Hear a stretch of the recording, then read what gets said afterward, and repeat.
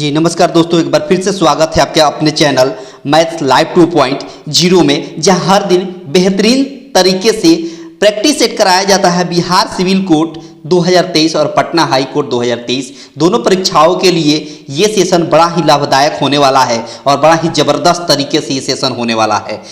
मुझे उम्मीद है कि आपकी तैयारी बड़ा ही ज़बरदस्त तरीके से चल रही होगी और बहुत ही शानदार तरीके से आपकी तैयारी चल रही होगी। और आज जो है बहुत शानदार सेशन होने वाला है और ये प्रैक्टिस सेट 11 है। प्रैक्टिस सेट 1 से लेकर 10 तक मैंने ऑलरेडी पढ़ा दिया है।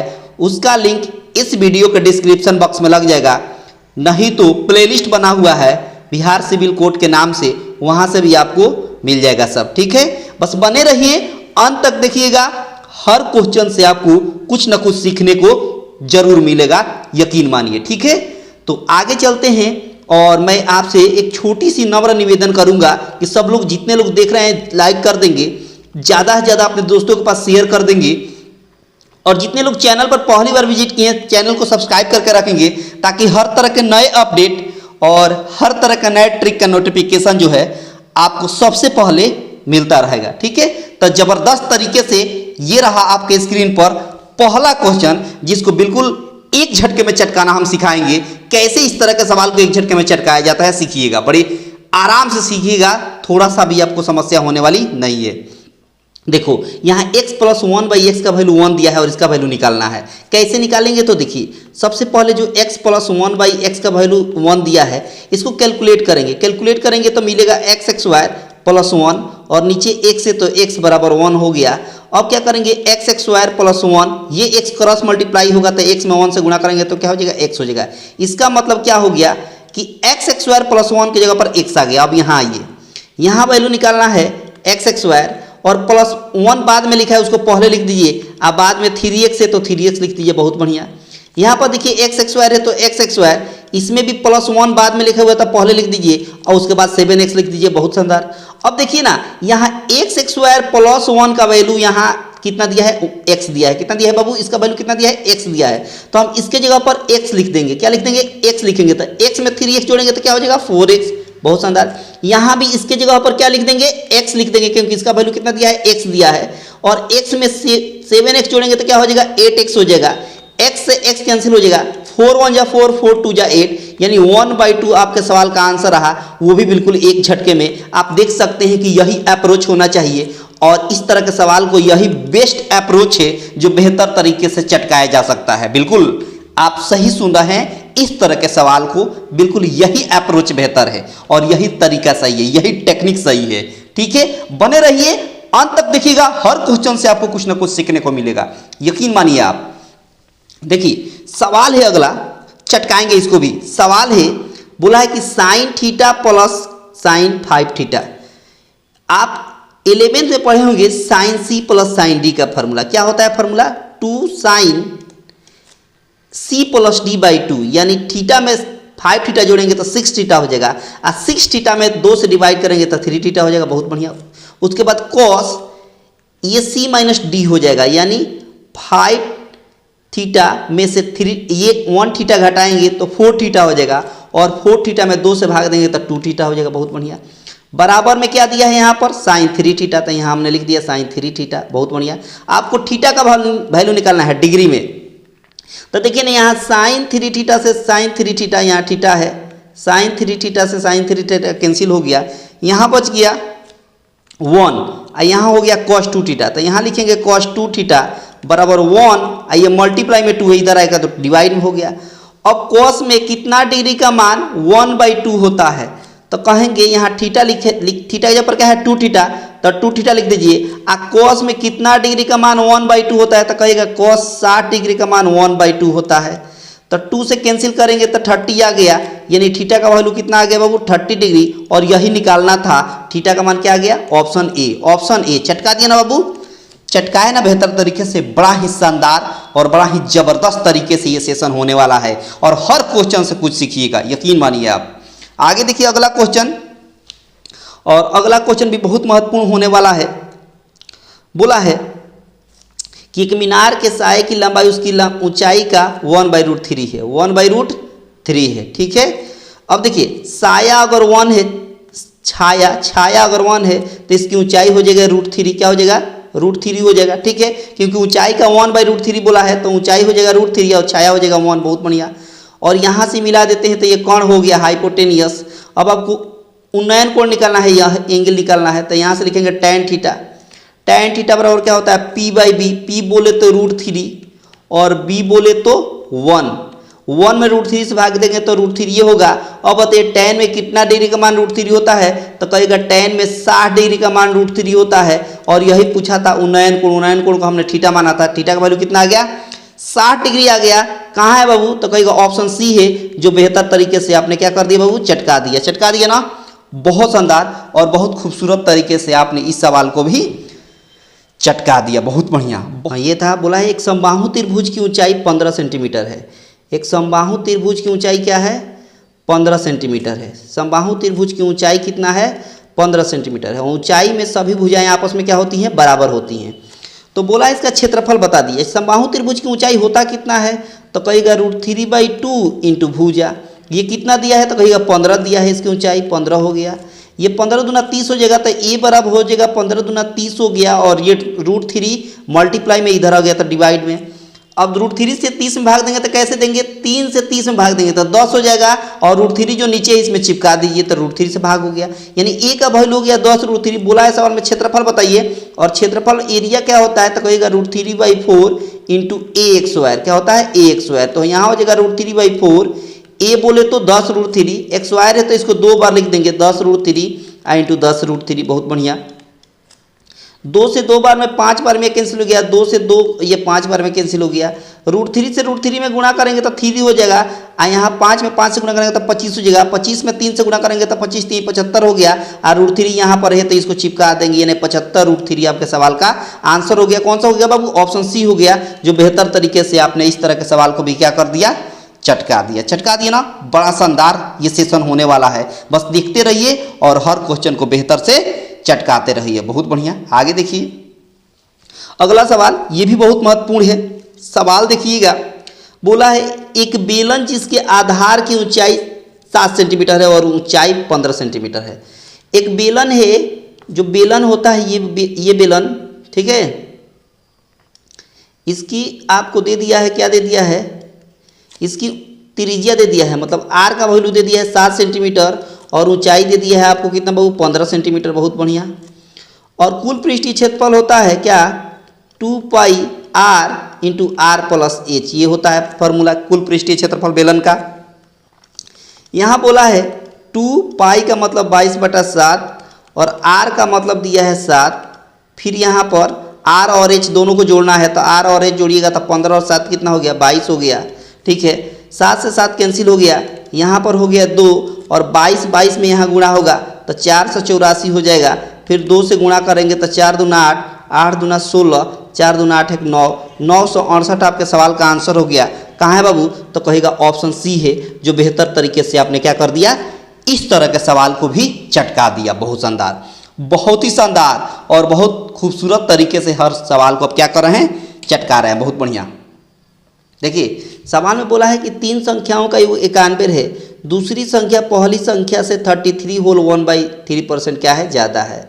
देखिए सबसे पहले हम ध्यान देंगे कि यहाँ पर पहली संख्या हो गया, यहाँ पर दूसरी संख्या हो गया, यहाँ पर तीसरी संख्या हो गया। जो दूसरी संख्या है वो 33 होल 1/3%।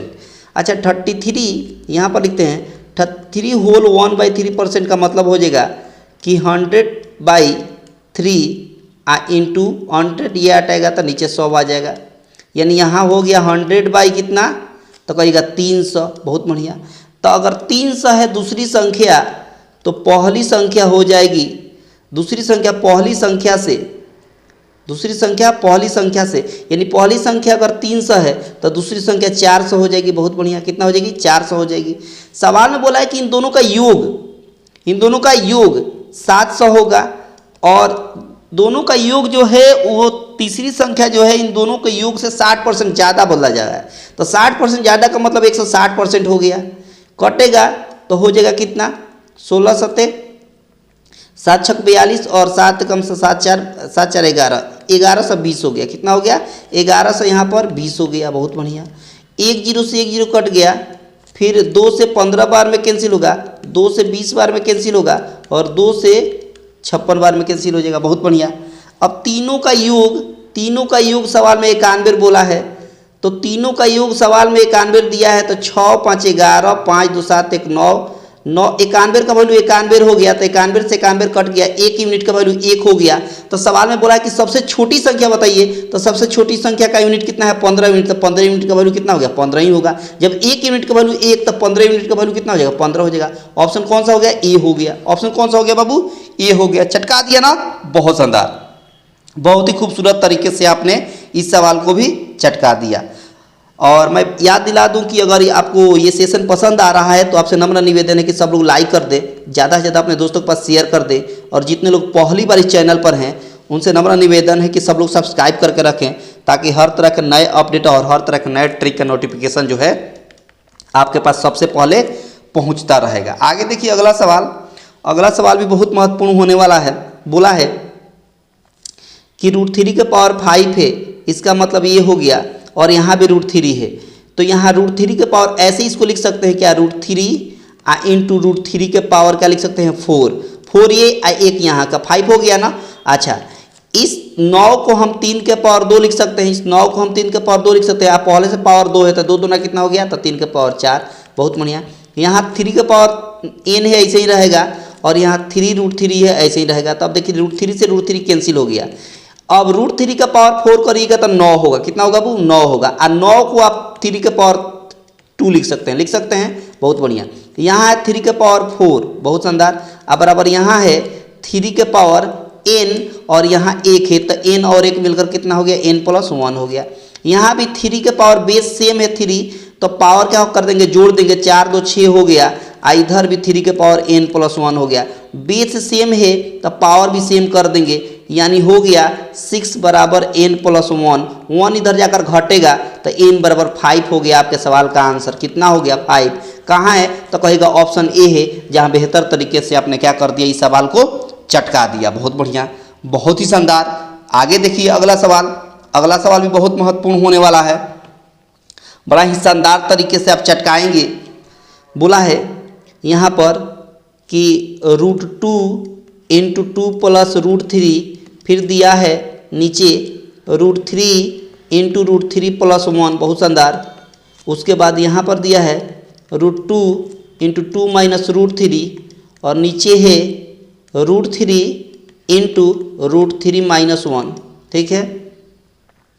अब देखिए ना, √2 में गुणा करेंगे तो 2 होगा, और यहाँ a + b a - b का फार्मूला क्या होता है, a² - b²। 2 का x² 4, माइनस √3 का x² करेंगे तो 3 होगा। बहुत शानदार।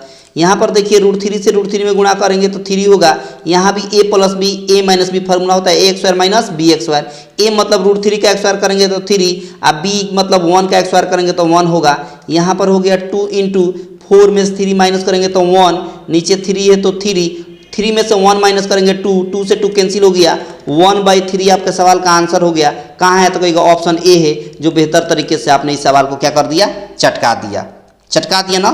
बहुत शानदार, बड़ा ही जबरदस्त तरीके से आपने इस सवाल को चटका दिया, वो भी बिल्कुल एक झटके में। आगे देखिए अगला सवाल भी बहुत महत्वपूर्ण है आपके एग्जाम के पॉइंट ऑफ व्यू से। बोला है 2 संख्याओं का लघुत्तम समापवर्तक उनके महत्तम समापवर्तक का 12 गुना है। बहुत बढ़िया। 2 संख्या का लघुत्तम समापवर्तक उसका महत्तम समापवर्तक का 12 गुना है। जो एलसीएम है, ठीक है, वो एचसीएफ का 12 गुना है, तो 12 इंटू एचसीएफ हो गया। बहुत शानदार। उसके बाद बोला है कि एचसीएफ और एलसीएम दोनों का योग दे दिया है, एलसीएम प्लस एचसीएफ दोनों का योग दे दिया है 403। बहुत शानदार। और उसमें से एक संख्या 93 है तो दूसरी संख्या, तो पहले एलसीएम और एचसीएफ निकाल लेते हैं। तो देखिए एलसीएम बराबर क्या दिया है, 12 एचसीएफ, तो एलसीएम की जगह पर हम 12 एचसीएफ लिख सकते हैं। अब 12 एचसीएफ और एचसीएफ मिलकर 13 एचसीएफ हुआ ना, और 13 एचसीएफ का वैल्यू 403 दिया है। बहुत बढ़िया। 13 से 13 39, 13 कम 13, यानी एचसीएफ का वैल्यू हो गया 31। जब एचसीएफ का वैल्यू 31 हो गया तो यहाँ 31 रखेंगे ना, तो 31 में 12 से गुणा कर देंगे तो एलसीएम निकल जाएगा। तो हो गया 31 गुणे 12, 12 से गुणा करेंगे 12 कम 12, 12 3 36 और 1 37 हो गया, यानी एलसीएम हो गया 372, एचसीएफ हो गया 31। तो आप सीखे होंगे पहले से कि पहली संख्या इंटू दूसरी संख्या बराबर एलसीएम इंटू एचसीएफ, ये फार्मूला आपने देखा होगा। ठीक है, तो अब देखिए ना, मान लीजिए हमको निकालना है दूसरी संख्या, तो ये पहली संख्या मल्टीप्लाई में इधर आ गया तो डिवाइड में पहली संख्या, बहुत बढ़िया। तो यहाँ से दूसरी संख्या हमको निकालना है, तो एलसीएम कितना है, तो कहिएगा 372, तो यहाँ एलसीएम हो गया 372। एचसीएफ कितना है, तो एचसीएफ आपका है 31, तो हमने 31 लिख दिया। और नीचे पहली संख्या सवाल में बोला है 93, कितना बोला है 93, तो 31 यहीं होता है 93, और 3 से यहाँ कैंसिल करेंगे, 3 एकम 3, 3 दूना 6, 3 चौका 12, यानी दूसरी संख्या हो गई कितना, तो कहेगा 124। और यही आपके सवाल का आंसर रहा। कहाँ है, तो कहेगा ऑप्शन बी है, जो बेहतर तरीके से बेस्ट अप्रोच के साथ आपने इस सवाल को क्या कर दिया, चटका दिया। बहुत शानदार, बहुत ही शानदार। आगे देखिए अगला क्वेश्चन भी आपके एग्जाम के पॉइंट ऑफ व्यू से बेहतर है। बोला है सवाल में कि इसका x का वैल्यू निकाल देना है, तो ट्रिक देखिए, ट्रिक से कैसे चटकाएंगे बिल्कुल एक झटके में, समझिएगा। नीचे का क्या है, डिनोमिनेटर सेम है, जब जिसका हर सेम होता है अंश को जोड़ या घटा देते हैं तो इसमें से 5 घटेगा ना, बिल्कुल घटेगा। तो जब 3 नीचे सेम है तो ये 3 से कट गया, 3 जो है ना ये सब नीचे 3 है, 3 से 3 दूना 6 कैंसिल हो गया, बहुत शानदार। ऊपर जो बच गया यही बच गया, बस इतना ही।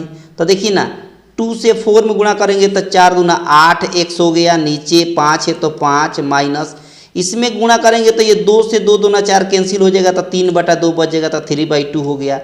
अब -5 है तो -5 हो गया, बराबर -1 इधर है तो -1 हो गया।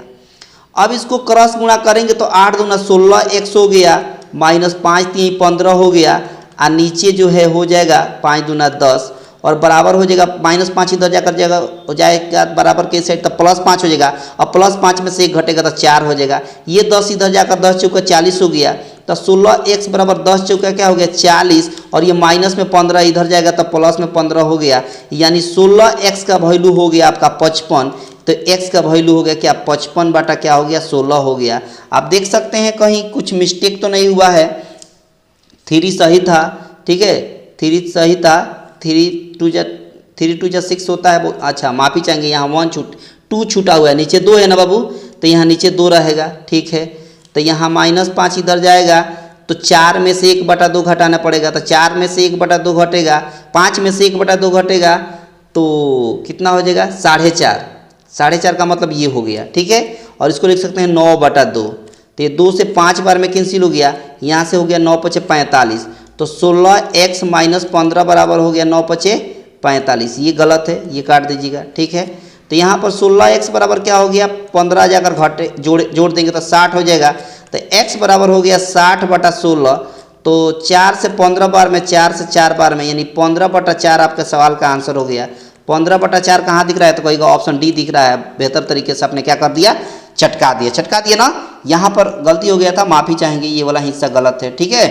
बहुत शानदार तरीके से आपने क्या कर दिया, चटका दिया। आगे देखिए अगला सवाल बहुत महत्वपूर्ण है और ये एक झटके में चटकाएंगे कैसे, तो इसको p/q के रूप में बदलना है, तो इसको लिख सकते हैं 0.12 पर रेकरिंग, क्योंकि 1 रिपीट किया है तो रिपीट वाले संख्या को रेकरिंग में लिख सकते हैं। और इसको रेकरिंग हटाने का ट्रिक क्या है, बिल्कुल एक झटके में, तो जो 12 दिख रहा है ना इसको 12 लिख दीजिए, आज जितने अंकों पर रेकरिंग है उतना 9, 2 अंकों पर रेकरिंग है तो 2 बार 9 लिख देंगे, 3 से 4 बार में कैंसिल हो गया, 333 में कैंसिल हो गया, तो 4/33 आपके सवाल का आंसर हो गया। कहाँ है बाबू, तो ऑप्शन सी है, जो बेहतर तरीके से आपने क्या कर दिया, चटका दिया ना। बड़ा शानदार ट्रिक था, बड़ा ही जबरदस्त तरीके से आपने इस सवाल को चटकाया, बहुत बढ़िया, बहुत ही खूबसूरत। आगे देखिए अगला सवाल, इसको भी चटकाएंगे एक झटके में। अब देखिए 225 से, तो 225 का वर्गमूल क्या होता है 15 होता है, 15 इसमें जोड़ेंगे तो 100 कितना होगा 169 हो गया, और 169 का वर्गमूल कितना होता है 13 होता है, तो 13 इसमें जोड़ देंगे तो 108 में 13 जोड़ेंगे तो 121 होगा, और 121 का वर्गमूल क्या होता है 11 होता है, 11 25 में जोड़ेंगे तो 36 होगा, और 36 का वर्गमूल 6 होता है तो 6 इसमें जोड़ देंगे, 10 में 6 जोड़ेंगे तो 16 हो जाएगा, और 16 का √4 होता है, जो एक झटके में आपने ए ऑप्शन चटका दिया। बहुत शानदार, बहुत शानदार तरीके से आपने इस सवाल को बिल्कुल एक झटके में चटका दिया, बहुत बढ़िया। आगे देखिए अगला सवाल भी बहुत महत्वपूर्ण है। देखिए सवाल में बोला है कि 51, 52, 56, डॉट के अगली संख्या बताइए। बोला है 51, 52, फिर 56 और फिर 65 और डॉट, ठीक है। 51 के बाद 52 आया है, मतलब 1 जोड़कर, 52 के बाद 56 आया है, मतलब 4 जोड़कर। 56 के बाद 65 आया, मतलब 9 जोड़कर। इसका मतलब पैटर्न पकड़ आ गया। ये 1 है, 1 का x स्क्वायर, 4 है, 2 का x स्क्वायर, 9 आया है, 3 का x स्क्वायर। तो अगला स्टेप हो जाएगा 4 का x स्क्वायर, 16 यहाँ जोड़ना पड़ेगा। तब 65 में 16 जोड़ दीजिए, तो 6 5 11 7 1 8, यानी 81 आपके सवाल का आंसर कौन सा? तो कहेगा ऑप्शन डी। चटका दिया? अरे चटका दिया ना बेहतर तरीके से, बड़ा ही जबरदस्त तरीके से हर सवाल को आप चटका रहे हैं। बहुत आसान है, इसमें बहुत बड़ी और बहुत ज़्यादा दिमाग की जरूरत नहीं है। बहुत शानदार। आगे देखिए अगला सवाल, ये भी बहुत महत्वपूर्ण है। बोला है कि 125 के 30% प्लस 300 का 45% कितना होगा? बड़ा आसान है, ट्रिक देखिए। यहाँ देखिए 125 का मतलब मल्टीप्लाई कितना? 30%, बहुत बढ़िया, प्लस 300 में ना ये 3 को इधर बगल में दे सकते हैं, 45 का बगल में दे दीजिए। तब 45 का बगल में जाएगा तो 450 हो जाएगा। आज जब 450 हो जाएगा तो यहाँ 30 बच जाएगा, 30 को परसेंट के साथ लिख दीजिए। तो ऐसे लिख सकते हैं इसको, बहुत बढ़िया। ये जीरो यहाँ से यहाँ चला गया, ठीक है। दोनों में से 30% हम कॉमन ले लेंगे। तो दोनों में से जब 30% कॉमन लेंगे तो यहाँ 125 और यहाँ पर 450, दोनों को जोड़ दीजिए। दोनों को जोड़ेंगे तो 5 हो गया, 5 2 7 हो गया, और 4 1 5 हो गया, 5 से 75 हो गया। परसेंट हटेगा तो नीचे 100 आ जाएगा। 1 0 से 1 0 कट गया, तो ऊपर गुणा कर देंगे 3 से, 3 5 15, 7 3 21, 21 और 1 22, 2 कैरी हो गया, 5 ये 15, 15 2 17। नीचे 10 है तो 10 से भाग देने के लिए एक अंक के बाद दशमलव दे देंगे, तो 172.5 जो ऑप्शन बी में दिख रहा है। बेहतर तरीके से हमने क्या कर दिया? चटका दिया ना, बहुत जबरदस्त। आगे देखिए अगला सवाल, ये भी बहुत महत्वपूर्ण है आपके एग्जाम के पॉइंट ऑफ व्यू से, बहुत बढ़िया। देखिए बोला है एक आदमी 2160 रुपये में 2 पंखे खरीदता है और एक पर 15% का लाभ होता है, एक पर 15% का लाभ होता है और दूसरे पर 9% की हानि होती है, तब माइनस में लिखेंगे। और पूरे सौदे में उसे न तो लाभ होता है न हानि, यानी 0% होती है। न लाभ होता है न हानि, तो 0%। अब एलिगेशन लगा देंगे, क्या लगा देंगे? एलिगेशन लगा देंगे। इन दोनों का अंतर मतलब 15 में से 0 जाएगा तो 15 होगा, और 0 में से 9 घटेगा तो 9 होगा। अब इसका रेशियो जब निकालेंगे तो 3 3 या 9 और 3 5 या 15, 3 रेशियो 5 हो गया, यानी एक पर 3 हो गया, दूसरे पर 5 हो गया। सवाल में बोला है कि टोटल जो है 2160 रुपये में 2 पंखा खरीदा जा रहा है। आपके हिसाब से कितना यूनिट है? 5 3 कितना है? 8 यूनिट है। इसी 8 यूनिट का वैल्यू सवाल में 2160 दिया है, बहुत शानदार। 4 से कैंसिल करिए 2 बार में, 4 से कैंसिल करिए, 4 से कैंसिल करिए, 4 5 20 और 4 चौका 16 0। 2 से कैंसिल करिए, 2 एकम 2, 2 2 4, 2 7 14, 270 हो गया। 1 यूनिट का वैल्यू 270 हो गया। तो हर पंखे का क्रय मूल्य बताइए, यानी इसका भी निकालना है और इसका भी निकालना है। जब 1 यूनिट का वैल्यू 270, तो 3 यूनिट का वैल्यू कैसे होगा?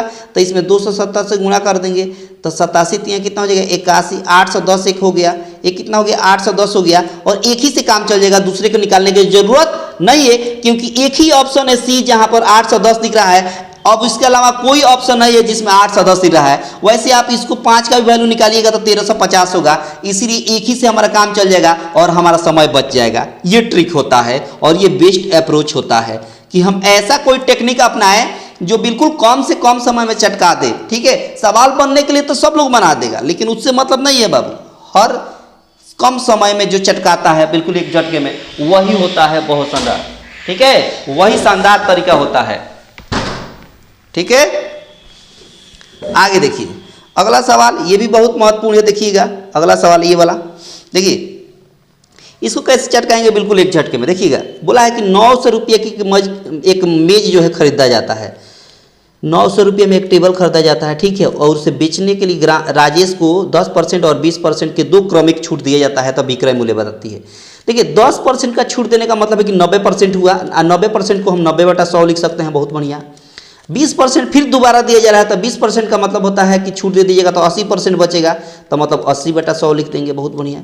ये 00 से 00 काट दिए, फिर ये 00 से ये दोनों 00 कैंसिल हो गया। यहाँ 9 9 में गुणा करेंगे तो 81 हो जाएगा, और फिर 8 में गुणा करेंगे तो 8 × 64 और 8 × 8 648 आपके सवाल का आंसर हो गया। कौन सा है? तो कहेगा ऑप्शन बी है, जो बेहतर तरीके से आपने क्या कर दिया? चटका दिया। चटका दिया ना, बहुत शानदार, बहुत ही खूबसूरत। आगे देखिए अगला सवाल, अगला सवाल भी बहुत महत्वपूर्ण है आपके एग्जाम के पॉइंट ऑफ व्यू से। सवाल में बोला है कि 10 संख्याओं का औसत 30 है, तब यदि प्रत्येक संख्या में 5 जोड़ दिया जाए तो नया औसत बताइए। बहुत शानदार ट्रिक है, बड़ा ही जबरदस्त ट्रिक है इसका। क्या ट्रिक है कि जब भी किसी संख्या का औसत दिया हो, जब भी कितनों संख्या का औसत दिया हो और प्रत्येक संख्या में 5 जोड़ने को कहे या 4 जोड़ने को कहे, 5 घटाने को कहे, 20 जोड़ने के लिए 20 गुणा करने को कहे, जो कह रहा है वो इसी औसत में कर दीजिए, आपका आंसर एक झटके में चटका दीजिएगा।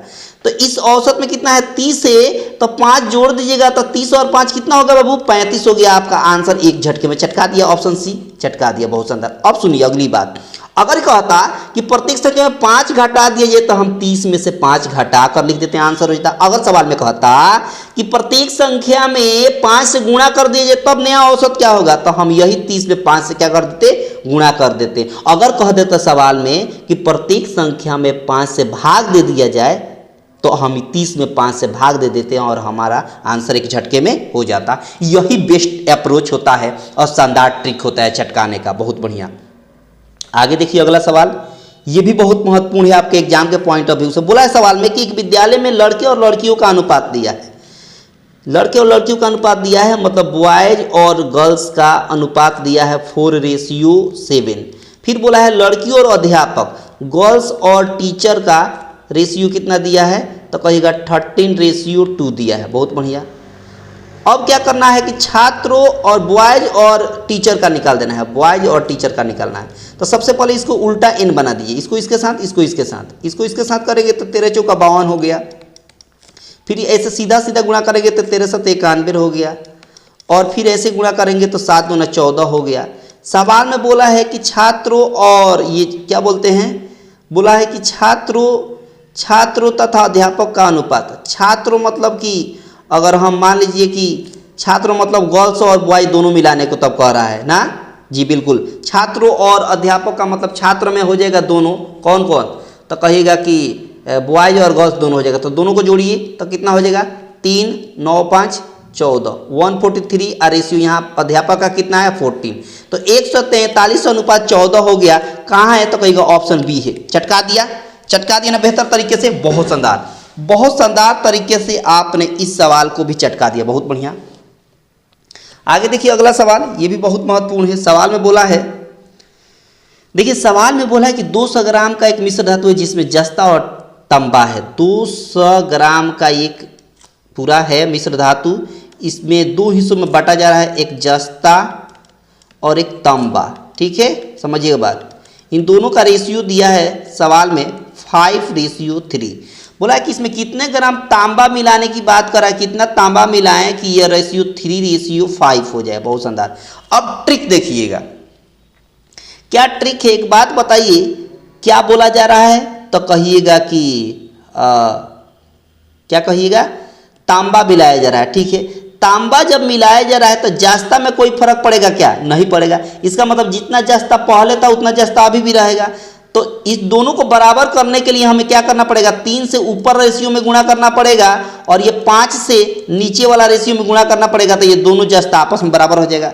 तो 5 3 जा 15 हो गया, और यहाँ पर 3 3 जा 9 हो गया, यहाँ 3 3 जा 9 हो गया, और यहाँ पर 5 3 जा 5 से मल्टीप्लाई करना था इसमें, ऊपर वाला में 3 से, नीचे वाला में 5 से, 5 3 जा 15 हो गया, यहाँ पर 15 हो गया, और यहाँ हो गया 5 5 जा 25। बहुत शानदार। अब सवाल में बोला था कि तांबा मिलाने की, यानी जस्ता जितना पहले था उतना अभी भी है, पहले 15 था अभी भी 15 है। तो आपके हिसाब से कितना मिलाया गया है जस्ता, तांबा, सॉरी आपके हिसाब से कितना तांबा मिलाया गया था, कहिएगा 16 यूनिट। यही 16 यूनिट का वैल्यू निकाल देना है। अब सुनिए सवाल, ये 15 और 9 मिलाकर कितना हुआ, तो कहिएगा 15 और 9 मिलाकर 24 हुआ, यानी 24 यूनिट का वैल्यू कितना दिया है, तो कहिएगा 200 दिया है। 24 यूनिट का वैल्यू सवाल में कितना है, 200 दिया है। तो 4 से कैंसिल करिए, चाहे 8 से कैंसिल करिए, 8 3 का 24 और 8 से इसमें भाग दीजिएगा तो 8 दूना 16, 8 5 40, यानी 3 यूनिट का वैल्यू 25 हो गया। तो 1 यूनिट का वैल्यू निकालिएगा तो 25/3 होगा, बिल्कुल होगा। जब 1 यूनिट का वैल्यू 25/3, तो सवाल में बोला है 16 यूनिट का बता दीजिए। तो 16 यूनिट का वैल्यू निकालने के लिए हमें क्या करना पड़ेगा, 25/3 से इसमें गुणा करना पड़ेगा ना। तो 16 25 80 और 16 दूना 32 और 8 40, 400/3 हो गया। भाग देंगे तो 133 होल 1/3 होगा। कहाँ है तो कहेगा ऑप्शन ए है, जो बेहतर तरीके से आपने क्या कर दिया, चटका दिया। मैंने क्या किया, बस यही किया कि तांबा मिलाना था, तो जितना जस्ता पहले था उतना अभी भी है मैंने बराबर कर दिया, क्योंकि जस्ता में कोई परिवर्तन नहीं होगा। क्योंकि सवाल में बोला है कि तांबा कितना मिलाया जा रहा है, इसका मतलब जस्ता जितना पहले था उतना अभी भी रहेगा। बहुत शानदार। आगे देखिए अगला सवाल। अगले सवाल में कैसे चटकाते हैं, बोला है कि किसी ब्याज पर 22 रुपया और उस राशि पर उसी समय और उसी दर पर छूट 20 रुपया दिया जाए तो राशि बताइए। जब भी किसी राशि पर ब्याज दिया जाए, इंटरेस्ट दिया जाए, और उसके बाद उसी दर उसी समय और उसी राशि पर छूट दिया जाए यानी डिस्काउंट, तो उसको राशि निकालने का, ये प्रिंसिपल निकालने का ट्रिक क्या है। ये ट्रिक है कि जो आपका इंटरेस्ट है उसमें डिस्काउंट से मल्टीप्लाई कर दीजिए और इंटरेस्ट और डिस्काउंट में डिफरेंस बता दीजिए और डिफरेंस से उसमें भाग दीजिए, तब प्रिंसिपल निकल जाएगा। आगे देखिए, इंटरेस्ट कितना है तो कहेगा 22 से, बहुत शानदार। डिस्काउंट कितना है 20 से, तब 20 लिख दीजिए। आने से इंटरेस्ट कितना है 22 से और माइनस डिस्काउंट कितना है 20 से, बस ऐसा कर दीजिए। तो ऊपर हो गया 22 × 20 या नीचे 22 में से 20 घटाएंगे तो 2 हो जाएगा, 2 से काटिएगा 11 हो गया। 11 दूना 22 यानी 220 आपके सवाल का आंसर हो गया। कौन सा तो कहेगा ऑप्शन ए है, जो बेहतर तरीके से आपने क्या कर दिया, चटका दिया। चटका दिया ना, बड़ा शानदार तरीके से, बहुत बढ़िया, बहुत ही बढ़िया। आगे देखिए अगला सवाल, और अगले सवाल को कैसे हम चटकाते हैं बिल्कुल एक झटके में। देखते रहिए और सीखते रहिए और पूरा का पूरा आनंद लेते रहिए। देखो सवाल में बोला है कि एक राशि जो 5%, 10% और 20% चक्रवृद्धि ब्याज पर 3 वर्षों के लिए निवेश की जाती है, तो 3 वर्षों में वह राशि 16,632 हो जाती है, तो निवेश बताइए। तो 5% का वैल्यू होता है 1/20, उसके बाद 10% का वैल्यू होता है 1/10, उसके बाद 20% का वैल्यू होता है 1/5। तो पहले साल में जाते हैं तो प्रिंसिपल अगर 20 है तो 1 बढ़ा देने से 21 क्या हो गया, अमाउंट हो गया। प्रिंसिपल अगर 20 है तो अमाउंट क्या हो गया, 21 हो गया, बहुत शानदार। फिर दूसरे साल में जाते हैं तो प्रिंसिपल अगर 10 है तो 1 बढ़ा देते हैं तो 11 आपका अमाउंट हो गया। फिर तीसरे साल में जाते हैं तो प्रिंसिपल अगर 5 है तो 1 अमाउंट बढ़ा देते हैं तो 6 हो जाएगा। यानी इसको जो कटता है काट दीजिए। देखिए 2 से 3 बार में, 2 से आपका 10 बार में, तो 10 में गुणा करेंगे तो 100, और 100 में 5 से गुणा करेंगे तो 500 हो गया। फिर यहाँ पर 21 में 63 हो गया, और 63 में 11 से गुणा करेंगे तो 693 हो गया। 693 आपका अमाउंट हो गया। आपके हिसाब से 693 अमाउंट है। सवाल में यही 693 का वैल्यू दिया है, 16,632 दिया है ना, बिल्कुल। अब क्या करिए कि 3 से काटिए, कटता है तो 3 से काटिए 2 बार में, 3 से 3 बार में, 3 से 1 बार में। फिर 3 से कैंसिल करेगा तो 3 × 5 = 15, 3 × 5 = 15, 3 × 4 = 12, 3 × 4 = 12, बहुत बढ़िया। फिर 3 से कैंसिल करेंगे तो 3 × 7 = 21 और 3 × 7 = 21, 3 से कैंसिल करेंगे, चाहे 11 से कैंसिल करते हैं, 11 × 2 = 22, 11 × 1 = 11, 11 × 5 = 55, 11 × 4 = 44। फिर आप चाहे तो 7 से गुणा कर दे, 7 से काटिए तो 7 × 3 = 21, 7 × 7 = 49 और 7 × 2 = 14। फिर 3 से कैंसिल करिएगा तो 3 × 2 = 6, 3 × 4 = 12, यानी 1 यूनिट का वैल्यू कितना आ गया, 24 आ गया। सवाल में बोला है कि निवेश बताइए यानी प्रिंसिपल, तो 500 यूनिट का वैल्यू बता दीजिए। तो इसी 500 यूनिट में 24 से गुणा कर देंगे तो 5 × 4 = 20 हो गया, 5 × 2 = 10, 2 = 12 हो गया, 120 00 है तो 00, यानी 12,000 आपके सवाल का आंसर हो गया। कौन सा है तो कहेगा ऑप्शन बी है, जो बेहतर तरीके से बेस्ट अप्रोच के साथ आपने इसको चटका दिया। बस जितना समय लगा कैंसिल करने में, अगर कैंसिल करना बहुत जल्दी जानते हैं तो आप एक झटके में सवाल को चटका सकते हैं इस तरह, बहुत बढ़िया। आगे देखिए, ये बेस्ट अप्रोच था इस सवाल को बनाने के लिए। अगला सवाल देखिए, सवाल में बोला है कि ए किसी काम को 10 दिन में कर सकता है, बहुत बढ़िया। ए किसी काम को 10 दिन में कर सकता है, और बी उसी काम को 12 दिन में कर सकता है, और सी उसी काम को 15 दिन में कर सकता है। तो तीनों मिलकर कितना दिन में करेंगे, बहुत शानदार ट्रिक है। सबसे पहले टोटल वर्क निकाल दीजिए। टोटल वर्क कैसे निकालते हैं, एलसीएम के साथ। तो इसका एलसीएम कितना हो जाएगा, 60 हो जाएगा। 10 से 60 भाग देंगे तो 6 होगा, 12 से 60 भाग देंगे तो 5 हो जाएगा, और 15 से 60 भाग देंगे तो 4 हो जाएगा। यानी ए का क्षमता 5 6 हो गया, बी का क्षमता 5 हो गया और सी का क्षमता 4 हो गया। तो तीनों मिलकर कितना दिन में करेंगे? तो तीनों मिलकर करना कितना काम है? तो कहिएगा टोटल काम 60 करना है। किनको मिलकर? तो ए बी सी तीनों को मिलकर, तो तीनों को क्षमता से भाग दे दीजिए। तो 10 4 14 1 15 हो गया। 15 से भाग देंगे कितना में? 60 में, तो 15 चौका कितना हो गया? 60 हो गया। यानी 4 दिन में तीनों मिलकर इस काम को कंप्लीट कर देंगे। कौन सा ऑप्शन है? तो कहिएगा ऑप्शन डी है। कौन सा ऑप्शन है? ऑप्शन डी है, जो बेहतर तरीके से आपने इस सवाल को क्या कर दिया? चटका दिया। बहुत बढ़िया। आगे देखिए अगला सवाल, ये भी बहुत महत्वपूर्ण है आपके एग्जाम के पॉइंट ऑफ व्यू से। सवाल में बोला है कि पी क्यू आर तीनों मिलकर 40 दिन में किसी काम को करते हैं। पी क्यू आर तीनों मिलकर पूरी तरह एक टंकी को भर देता है। पी क्यू आर तीनों जो नल है ये तीनों 40 मिनट में क्या कर देता है? भर देता है। ये पिछले सवाल की तरह है, टाइम एंड वर्क की तरह। अब देखिए Q और R दोनों मिलकर कितना देर में भर जाते हैं? तो 8 मिनट में भर देते हैं। तो P अकेला कितने मिनट में भरेगा ये पूछ दिया है। तो सबसे पहले टोटल वर्क कितना होगा? 80 होगा। 40 से 80 में भाग देंगे तो 2, 80 में 80 से भाग देंगे तो 1 यूनिट।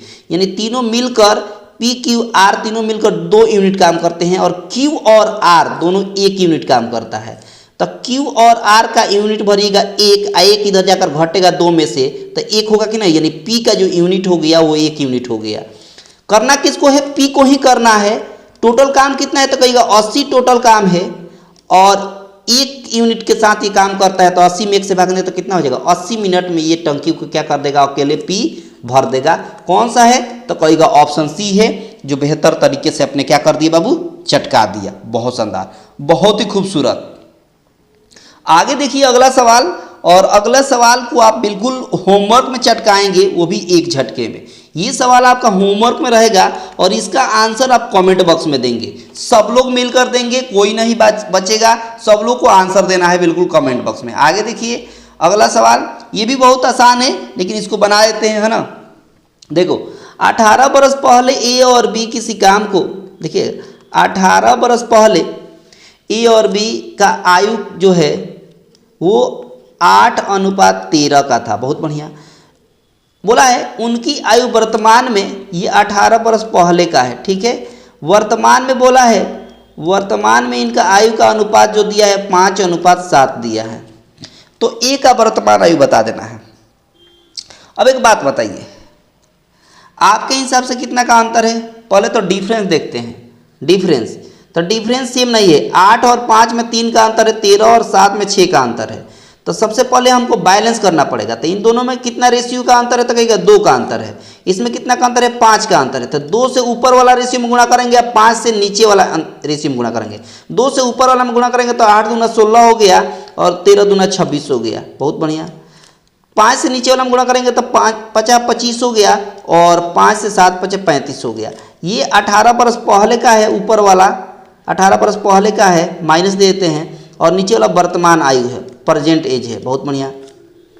अब देखिए ना कितना का अंतर है? तो कहिएगा 9 का अंतर है। यहाँ कितना का अंतर है? 9 का अंतर है, और यही 9 का वैल्यू 18 दिया है। 18 बरस का अंतर बताया जा रहा है ना। तो 1 यूनिट का वैल्यू 9 दूना कितना हो जाएगा? 18, यानी 1 यूनिट का वैल्यू 2 सवाल में बोला है 1 के वर्तमान है, तो यही तो है वर्तमान आयु 1 का। 1 का है ना। तो 25 यूनिट का वैल्यू कितना हो गया? 25 दूना 50 आपके सवाल का आंसर हो गया। कहाँ है? तो कहिएगा ऑप्शन सी है, जो बेहतर तरीके से आपने क्या कर दिया? इस सवाल को चटका दिया। चटका देना बड़ा ही जबरदस्त और बड़ा ही शानदार ये ट्रिक था इस तरह के क्वेश्चन को चटकाने के लिए। तो अब जो है आपका पूरा का पूरा यहीं पर सेशन समाप्त होता है ना। और आपसे नम्र निवेदन है कि अगर ये बेहतर लगा होगा ट्रिक और कंसेप्ट ये सब, तो आपसे नम्र निवेदन है कि सब लोग लाइक कर देंगे, ठीक है, और ज़्यादा से ज़्यादा अपने दोस्तों के पास शेयर कर देंगे।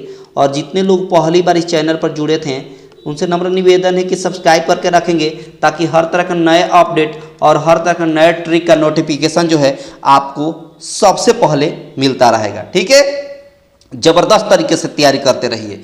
मिलते हैं आपको अगले सेशन में, तब तक के लिए आप सभी का दिल से धन्यवाद।